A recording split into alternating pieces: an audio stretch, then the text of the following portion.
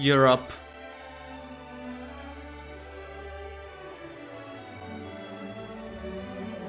Come to Birmingham! Come to perkele Siekos!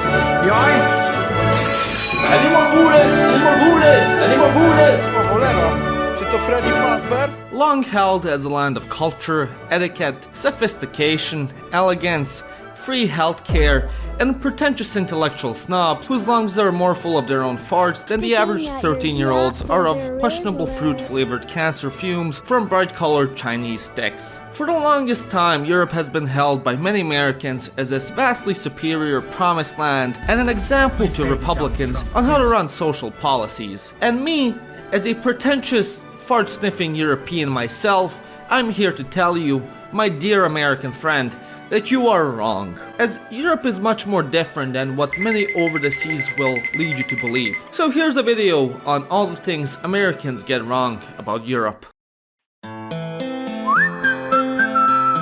One of the biggest arguments I hear about Europe being propagated by smug Europeans with an EU flag as their profile picture on Twitter, or American leftists that gag at the mere mentioning of the word America, is that Europe is super walkable and a wonderland that made the car obsolete, and we all live in a car-free utopia and happily ride the super cheap and affordable and plentiful public transportation. Does the American children really have to wake up at 6:30 for school in Dane? Here in Sweden, the children are so woken at 11:07 and to the classroom. And let me tell you something.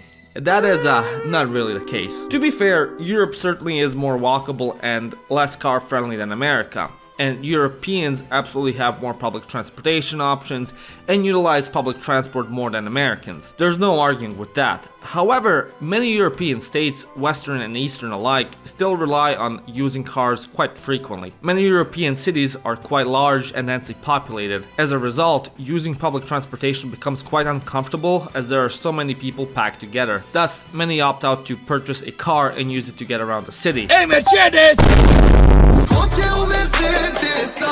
So, many renowned European cities such as London, Paris, Rome, Athens, and Istanbul, and anywhere else you can think of that has a population of over 1 million, hell, even 500,000, are renowned for having horrendous and congested traffic.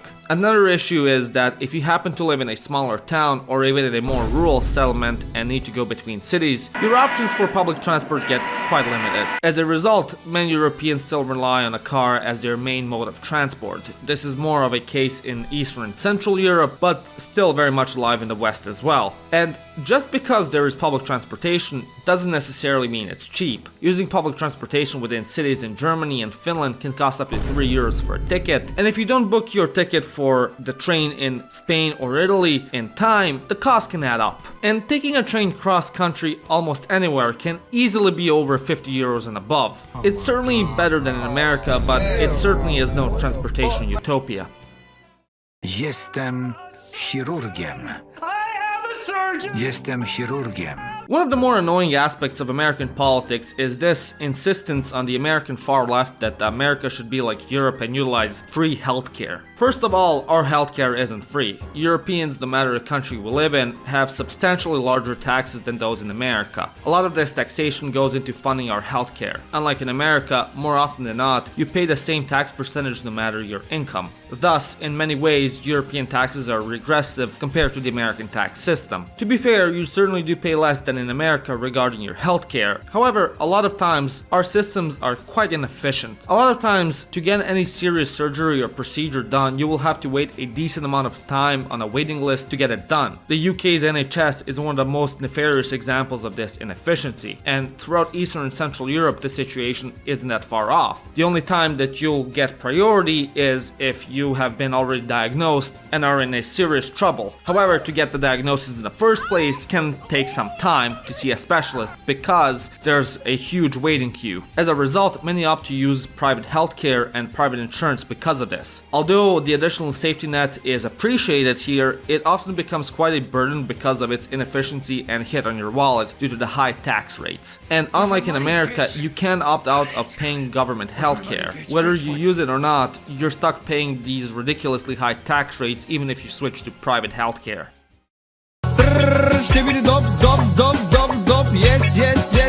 Another thing that Europeans love to gloat about is how they are healthier than those fat American slobs that ride mobility scooters through Walmart to get their government unregulated GMO enhanced cheese from a can. And to be fair, there is some truth to this. Maybe not even some, but a lot. Europe has certainly better food regulation, they have more walkable cities, and the governments encourage more healthy activities in the youth. However, on average, 53% of EU citizens are overweight, as their BMI is over 25. In particular, 54% of Germany's population is overweight, 60% of Hungary's, 60% of Czechia's, 65% of Croatia's, 56% of Portugal's, and 58% of Greece's. Again, not as bad as the US, but certainly not the flex many think it is. Although on average Europeans still have a smaller obesity rate than Americans, Europeans smoke and consume way more alcohol and caffeine than the average American. It is not uncommon for teenagers to start smoking young, not just in Eastern Europe but Western as well, and for them to also start drinking early and go bar hopping. So yes, Europeans are technically more healthy than Americans, but you give some, you take some.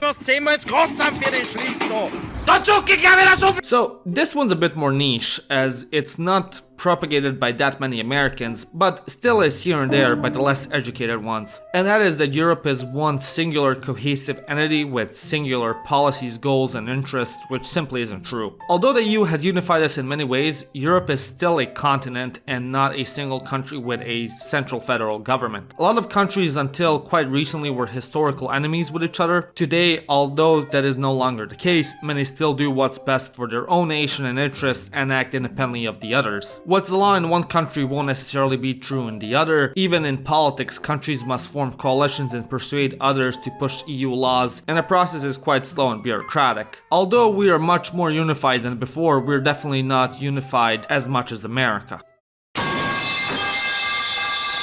Finally, we have to talk about America's leftists' favorite talking point, and that is that Europe is a far left progressive paradise. And again, to be fair, European states are more akin to the classic welfare state model. However, they are not socialist or super left, the way American politicians such as Bernie Sanders claim. Many European states have extremely business-friendly laws, despite their high taxes. Sanders, when he praised the socialist system of the Scandinavian countries, actually warranted a response from the Danish government, which proclaimed that they are a free market economy and not a socialist one like he claimed. Private enterprise is encouraged, and many hate to be referred to as socialists, especially in Eastern Europe. Although many nations are LGBT friendly, the average European is arguably more socially conservative than your average American, especially concerning trans rights. For example, Ireland technically only legalized divorce in 1996, and Switzerland fully ratified women's suffrage in 1990. Of course, the big cities are extremely progressive, just like any city on the American coast, yet Europeans in general are still more suspicious of immigrants and foreigners than Americans. It is also quite difficult for immigrants to be accepted by the population. Assimilation culture in Europe is more lacking than America, and many immigrants whose families have been here for generations are still regarded as outsiders, be it for the factors of their own making or the factors outside of their control. I mean, just ask the average European what he thinks about the gypsies and you'll know what I'm talking about.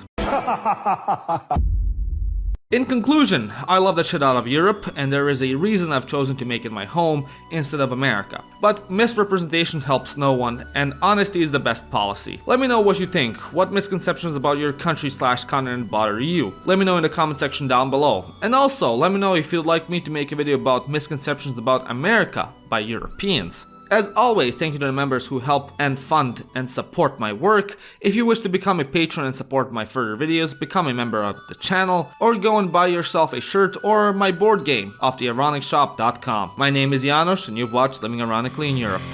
Hey, hey, why are you